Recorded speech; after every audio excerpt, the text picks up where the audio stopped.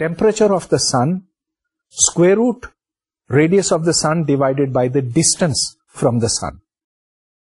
तो साबित ये हुआ कि जो प्लैनेट, जो सैयारा सूरज के करीब होगा वो ज्यादा गर्म होगा, जो दूर होगा वो निस्बतन ठंडा होगा, और ये 1/√r से डिक्रीज होता है।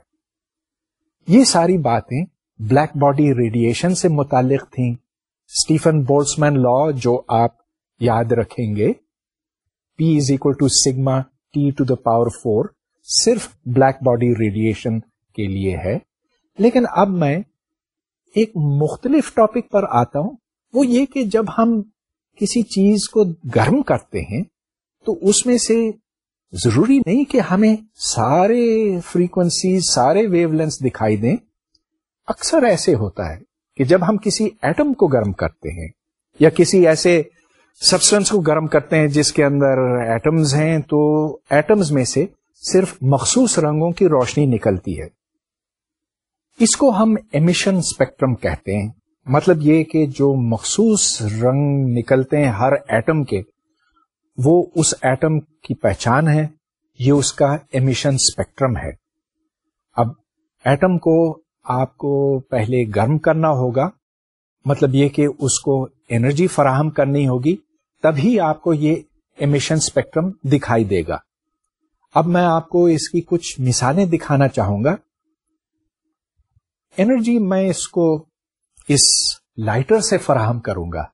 लाइटर में जो फ्लूइड है, जब वो जलता है तो उससे गर्मी पैदा होती है, तो उससे इसके अंदर जो मटेरियल उसमें हरकत आती है। हरकत का मतलब है काइनेटिक एनर्जी, और वो काइनेटिक एनर्जी फिर एटम्स तक पहुंचेगी।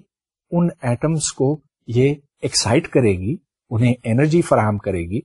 और चलिए अब देखते हैं कि अगर हम इधर मुख्तलिफ मटेरियल्स रखें, जब मैं इसको जलाऊंगा, लाइटर के जलने से यहां गर्म गैसें ऊपर उठती हैं, और अब मैं इन गैसों के साथ कुछ एटम्स को कांटेक्ट में रखूंगा। मेरे सामने ये दो मुख्तलिफ किस्म के नमक हैं।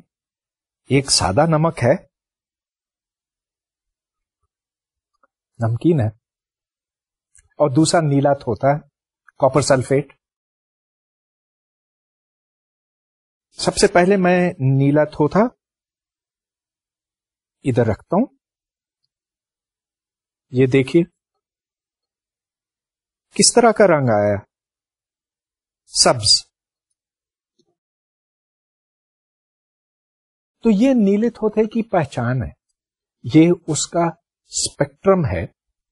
हां, अगर मेरे पास यहां पर एक स्पेक्ट्रोग्राफ होता तो मैं बाकायदा आपको इसकी लाइंस दिखा सकता, किन फ्रीक्वेंसीज के ऊपर इसमें से रोशनी निकलती है।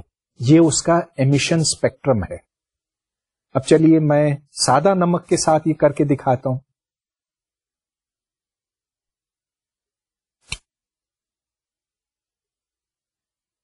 अब यहां आप देख रहे हैं कि सुर्ख रंग आता है। फिर देखिए,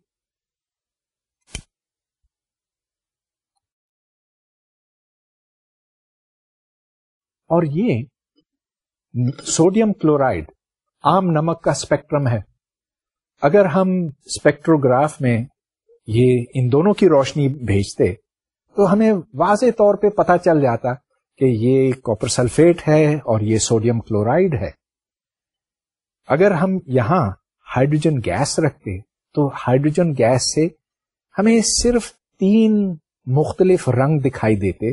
स्पेक्ट्रोग्राफ में से जब वो रोशनी गुजरती तो हमें सिर्फ 3 बारीक पट्टियां दिखाई देती। इसको हाइड्रोजन का स्पेक्ट्रम कहते हैं। यहां पर आप ये देख रहे हैं कि इनको 3 मुख्तलिफ वेवलेंथ्स या 3 मुख्तलिफ फ्रीक्वेंसीज के नाम दिए गए हैं। एक लाइन को H अल्फा, दूसरे को H बीटा और तीसरे को H गामा कहा गया है। जो अल्फा लाइन है वो 6565 एंगस्ट्रॉम्स की है, beta line 4863 angstroms, gamma line 4342 angstroms. ये हाइड्रोजन का स्पेक्ट्रम है। अगर हम इसकी जगह पे हीलियम रखते तो हमें एक मुख्तलिफ स्पेक्ट्रम दिखाई देता। याद रहे कि हीलियम में کیونکہ 2 پروٹونز ہیں، اور یہاں پر جو اسپیکٹرم ہے وہ اس سے مختلف ہے. آپ کو کئی مختلف لائنیں دکھائی دیتی ہیں، اور اگرچہ یہاں پر صرف ویزیبل رینج میں لائنز دکھائی گئی ہیں، لیکن یہ پٹی جو ہے لیفٹ کی طرف اور رائٹ کی طرف بہت آگے تک جاتی ہے. ہیلیم کا اسپیکٹرم ہائیڈروجن کے اسپیکٹرم سے مختلف ہے، اور آپ نے یہ دیکھا کہ ہائیڈروجن میں سے ہمیں صرف 3 لائنیں دکھائی دیتی ہیں، ہیلیم میں زیادہ ہیں. اب آپ اس کا مقابلہ دوسرے ایلیمنٹس کے ساتھ کر سکتے ہیں، نیون یا مرکیوری یا اور ہر ایلیمنٹ کے ساتھ، جس کو گرم کر کے اس کی لائٹ اسپیکٹروگراف میں سے گزاری جائے تو وہاں پر پھر جو مختلف لائنز آپ کو دکھائی دیتی ہیں وہ اس ایلیمنٹ کی پہچان بنتی ہیں. اب یہ بالکل اسی طرح کی بات ہے جیسے آپ کچہریوں میں دیکھتے ہیں جہاں ان پڑھ لوگ آ کر اپنے انگوٹھوں کا نشان لگاتے ہیں. وہ شخص چاہے اس جگہ ہو یا کہیں اور چلا جائے، اس کی پہچان تو اس کا انگوٹھا رہتا ہے، انگوٹھے کی چھاپ رہتی ہے. اسی طرح سے ایک ایلیمنٹ کا اسپیکٹرم وہی رہتا ہے چاہے وہ زمین پر ہو یا سورج میں ہو یا کسی ستارے پر. لہذا ہم یہ بتا سکتے ہیں کہ اس ستارے کے اوپر کون کون سے عناصر موجود ہیں، کتنی مقدار میں اور کس رفتار کے ساتھ وہ حرکت کر رہے ہیں. اگر وہ پورا ستارہ جو ہے دور جا رہا ہے یا نزدیک آ رہا ہے تو پھر ہم یہ بتا سکتے ہیں کہ وہ رفتار کتنی ہے. اس کو ڈاپلر شفٹ کہتے ہیں. ڈاپلر شفٹ کی بات میں نے ساؤنڈ کے حوالے سے کی تھی، تو اس میں یہ تھا کہ اگر یہ ساؤنڈ کا ایک سورس ہے، منبع ہے، اور اگر یہ اس طرف آ رہا ہے تو یہاں پر اس کی فریکوینسی بڑھتی ہوئی دکھائی دے گی. اس کے برعکس اگر یہ اس طرف جا رہا ہے تو یہاں پر فریکوینسی کم ہو جائے گی. لہذا ڈاپلر شفٹ سے آپ یہ جان سکتے ہیں کہ کتنا ویلوسٹی میں فرق ہے. What is the difference in velocities between this and this. اس ستارے سے جو روشنی نکلتی ہے وہ ایک بلیک باڈی اسپیکٹرم کی طرح ہے، اور آپ یہ دیکھ رہے ہیں کہ اس میں زیادہ روشنی نیلے کی طرف ہے، گویا کہ یہ کافی گرم ستارہ ہے.